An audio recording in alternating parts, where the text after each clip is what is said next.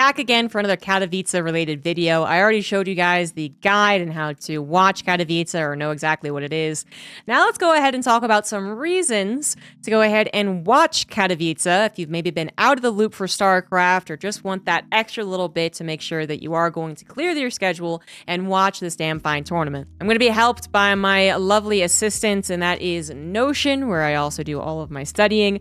So prepare for some top tier production quality, you guys. Boom, there it is. It's top 5, but I actually have 8 listed right off the bat. I decided not to go ahead and cull and try and think specifically of exactly what I want to talk about, and instead go a little fangirl and just gush about all of the stories that are coming into this tournament.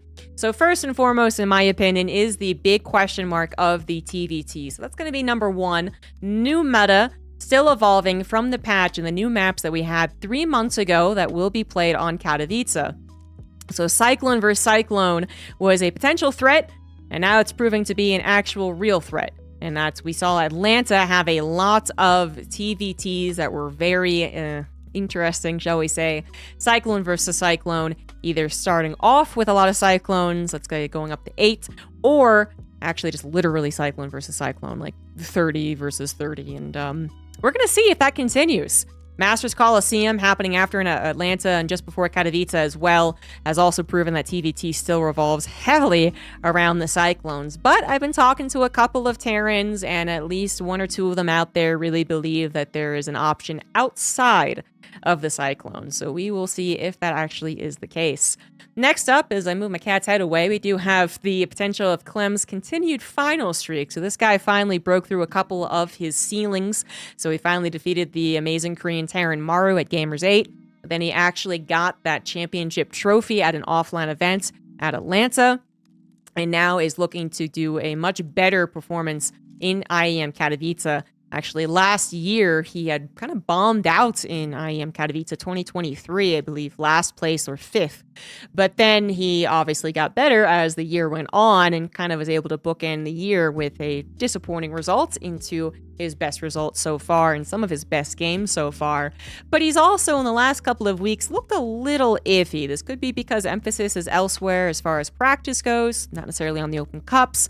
This could be because he is just maybe doing some relaxation technique DBZ style before finally fighting Cell. I don't know. These look a little weird, and Katowice is that next step up in terms of prestige for actually winning the championship. So can he continue, or is it going to be a little too far out of his grasp? Next up, the pipe dream is going to be the Protoss champion. Honestly, I probably should have went ahead and put this as maybe just a top 4. We were pretty lucky to have Hero make top 4 at last year's Katowice, but he was in the way of Oliveira's miracle run, so he had to be pushed away. Sorry, that's the way it goes. But he was playing really, really well at that time. Hero specifically. He was the Protoss hope, especially because Max Pax doesn't play offline. But his last year after Katowice has really not been incredible. He recently did well in Masters Coliseum, very well indeed, actually. But can he continue that? Hero's always been a bit spiky and dippy, honestly. It's sometimes yes, sometimes no. And he has one of the hardest groups in that group of death. So can he be the Protoss champion, or should we look elsewhere for potential Protoss champion or top 4, or heck, even top 8, as that has actually been kind of difficult for Protosses to do at Katowice lately. Obviously, you got to talk about Oliveira, potential back-to-back miracles, and it still would be labeled as such. Oliveira, unfortunately, unable to go to Jönköping in the summer, ESL Masters Summer, so he didn't really get to show his skill after Katowice there, and then Atlanta wasn't really ideal either. So Oliveira hasn't really gotten to show how good he is internationally. He still wins his regionals, no problem, but can he actually do a back-to-back miracle? And to actually expect him to do that again is pretty much a far reach. That's actually a little crazy. But predicting him last year to get as far as he did was also a little crazy. So can the miracles happen again? Can he be a regular man defeating everyone before him? Possibly, but certainly he is going to have a bright light shown on him for IEM Katowice. Going to focus up for number 5 on Reynor specifically. He has taken his Atlanta loss to heart, where he was a little sick, but then also just kind of generally out of shape for StarCraft, and he got very, very low placement there. Was very disappointed, and it seems like he's taken that and taken it personally. He has gone back into full-on practice mode, and this is something that's really worth mentioning because basically Reynor is someone who has a very strong average, but can absolutely peak when he's really energized to do so, when he really has something to prove, basically. So he wants to be known as one of the greatest of all times, and it's always Serral who's in that competition. He wants to be remembered as an IEM champion. Unfortunately, during the COVID era, so he couldn't actually host the trophy in front of a bunch of people. Instead, it was on his camera, and that's not very dramatic. And he also wants to prove that he is just, one of, if not the best player at any given time when he really puts his mind to it. So he did that for Gamers 8, where the prize pool was humongous, and he won. And not only did he win that tournament, he looked like some of the best Zerg play ever. So he's back to training hard again after the Atlanta loss. His Master Coliseum run was very promising, and I'm sure he's continuing to grind as we actually get closer to the tournament. He's doing the whole 1 versus 6 or 7 GM Terrans and Archon mode. He's dominating ZVZ again as a Zerg, not playing off-race Protoss, although that was pretty promising. So Reynor, when he is training hard and he really says that he legitimately wants to win, like this is all of his attention going into this, he is absolutely one of the favorites. But then he's also coming in that group of death. So that's where it gets a little bit iffy.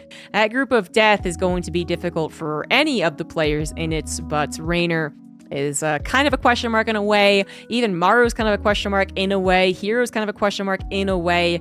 Dark is probably the most stable result-wise as far as those top 4 go, but it's going to be really tough. And if Reynor ends up actually topping this group as number 1, well, then we'll know his hard work has paid off. Number 6, the return of Stats. I gotta throw this in here for everyone who is hyped that Stats is back, and Stats actually did qualify for IEM Katowice. He is the lowest points collector player, that was a weird way to put it, but he has the lowest amount of points collected compared to anyone else in this tournament. He's like number 55 or something in the global standings, where everyone else really is as expected at least the top 20.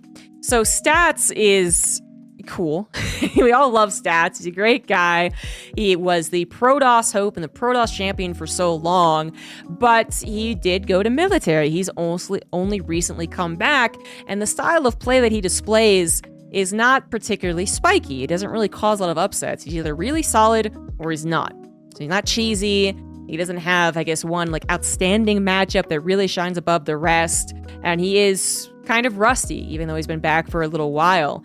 And funnily enough, looking back on the history of Katowice, this is actually one of the only tournaments that's missing from the cabinets, his trophy cabinets. He didn't actually win any of the Katowice finals that he was in, and I believe he was in 2. But this is where you watch the tournament, and then he does well, and then you all come back to this video and say, haha, ZombieGrub is so stupid.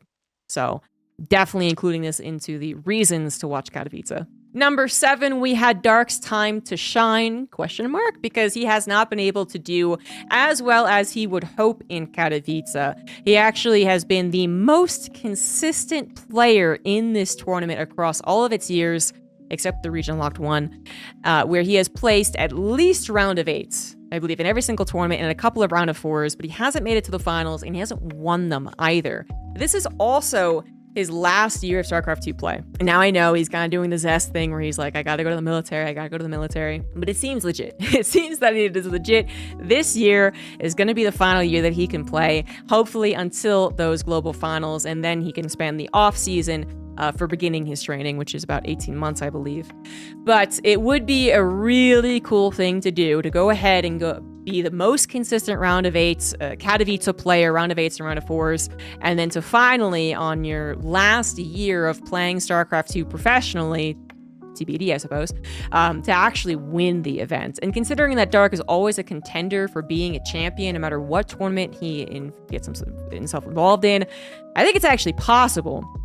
But he's definitely going to have to keep up his performance throughout the entirety of the week, because last year's Katowice, they did perfectly fine, and then we had a really wacky, I want to say round of 8, so is that the one versus Creator, where both players were not exactly playing their best. It was, I think, the last match of the day, so it was quite late. Everyone gets exhausted after a certain time, and it's a little excusable, but you can't really be doing that if you hope to be a champion. And Dark has actually talked about his age in interviews, which he continues to say, like, oh, I don't have the speed, or I'm getting older, obviously retirement's in the future, I can't beat these young guns, and then he does. So I love Dark for so many reasons, and Swagger is one of the bigger ones, but his also kind of acceptance of a situation and persevering regardless is also something that I've really enjoyed, and it would be pretty awesome for him to actually win this, but we'll see if he can do it. And the final one that came off the top of my head, I'm sure we'll talk about it a lot more when we're on the desk and on the cast at Katowice,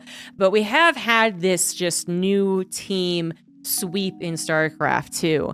So many new teams, and not just new, but really established esports teams, have picked up players in the last month, basically. You had Cloud9 picking up Gumiho, which really was the first humongous pickup. Cloud9, awesome organization, had never been into StarCraft 2, picks up Gumiho after he was teamless and barely missed out on getting to Gamers 8. That was awesome. Then you had Na'Vi, like that Na'Vi team, right? Like the CS team Na'Vi. You had them pick up Spirit, and that was freaking awesome. They had actually technically been in StarCraft 2 a long time ago, but it hardly counts. So they came in and did that. Then I believe you had a team called R6 pick up Kelazur, and they're super well funded, so they're kind of a newer team, but they are going to really help Kelazur for the future.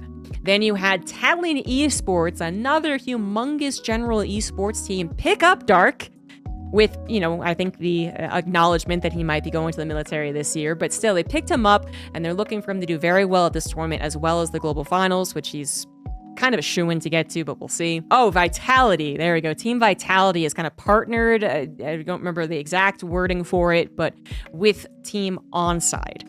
So that was super freaking cool, and we're probably going to see more as well come out. So you have all of these really great players now repping some of the biggest teams in esports on some of the biggest stages, and Katowice certainly is one. And these guys have actually been active in supporting StarCraft. They didn't just pick these guys up and say, okay, see you later. They've been tweeting about their results. They've been tweeting about their upcoming matches. They've been, posting a couple of memes, actually. Some of the social media accounts have been really great. So I think it's actually really exciting. It's going to be super cool to say things like the Cloud9, the Na'Vi, the Team Vitality on the biggest stage that is Katowice. Not to say that we don't appreciate and love the guys who've been here the entire time. So many old school StarCraft 2 teams still involved in the scene. But you gotta admit that all these new teams injecting themselves into the StarCraft 2 scene is a pretty cool moment in history. And that's going to be it for now. I'm sure as soon as I'm done actually making this video, another cool thing is going to pop into my brain, and another thing, and another thing. And I could probably even just go ahead and look at the actual groups and be like, oh, and there's also that, and there's also this, because there are so many cool things that could happen for Katowice. But the point is, you got to watch to actually find out. And I think if you just take a gander at some of the qualification matches for this tournament, you'll be really impressed with how many good games there are, how great the meta is, and how great these players have been playing to get here. And if you look at last year's Katowice, you're going to see so many epic moments and so many epic storylines. The year before that had some of the best games ever. The year before that had some of the best games ever. Katowice has not disappointed, even up to the finals, which it used to be like 5 or 6 years ago, known for kind of a disappointing finals or semifinals, and it just has actually been nonstop bangers. So I think it's going to happen again. It's going to be a little more explosive, all the new teams, the new metas, the TVT, and I'm really looking forward to it. So definitely tune in, twitch.tv/ESL_SC2. Get that B stream up, get that C stream up, and then make sure that you have that free time to get nice and comfy, get your popcorn, and watch Thursday to Sunday, IEM Katowice, February 8th through 11th. Thanks so much for watching once again, guys, and I will see you soon with my predictions for Katowice. See you then.